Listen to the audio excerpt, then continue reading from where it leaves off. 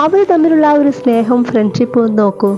നമ്മുടെ ഈ മനുഷ്യലോകത്തുള്ള ആ ഒരു ചതി, വഞ്ചന, ഉടായ്പ് ഇതൊന്നും അവരിൽ ഉണ്ടാവില്ല.